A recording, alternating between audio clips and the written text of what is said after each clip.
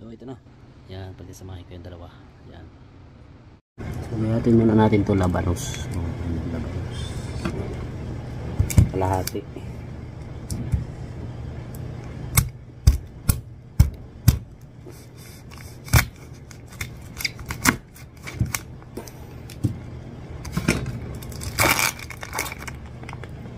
Yan yan.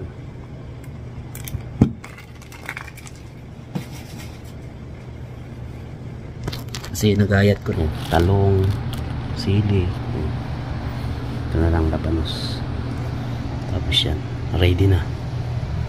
Yan.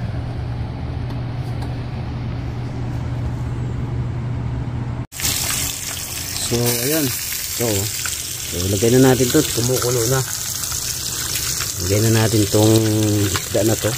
Ito taba o, yan o, taba o.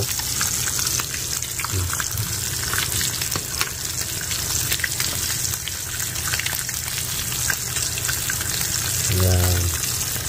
Unahin muna natin tong isda kasi itong salmon kasi ano, yung ano kasi itong hipon kasi mabilis lang yan. Ano, mabilis lang yan.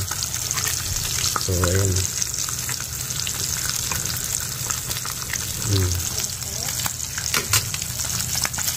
So ayan, habang ano nagpiprito ako ng pang ano ko ngayon. Wow.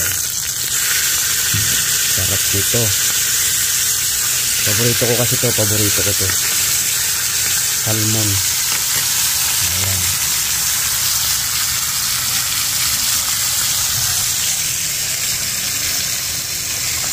Ayan na yung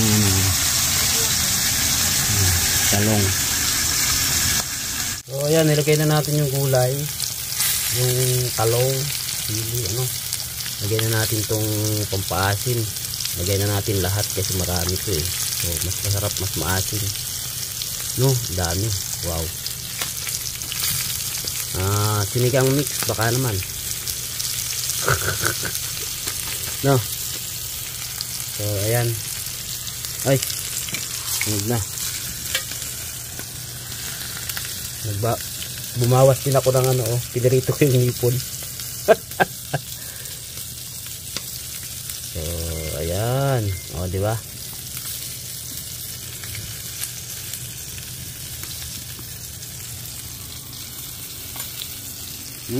Ito malutong to, malutong oh.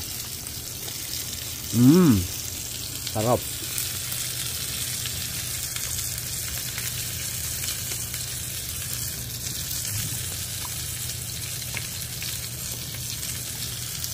Yan oh.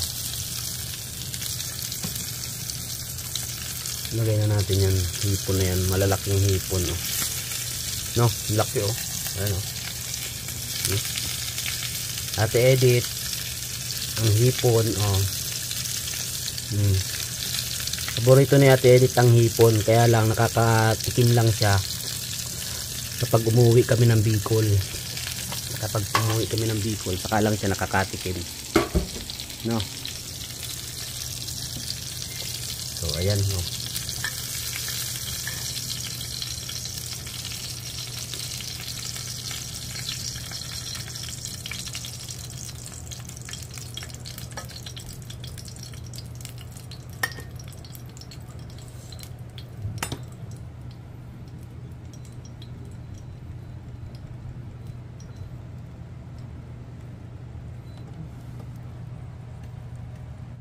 So ayun na. Ayan oh. Tingnan nyo naman. Ito na guys, yan. Oh. Nag-ano pa siyang kaunti oh. So yan oh. Sarap oh. magkakulay na sila. So yan, ano, salamat sa inyong panonood, ano, palagi. At salamat sa suporta. Expect this coming November, medyo mag-ano na tayo, active na tayo, ano. So thank you so much sa lahat. Yan ang aking sinigang sinigang na salmon at hipon, ano. Ayan, okay, bye bye, salamat po.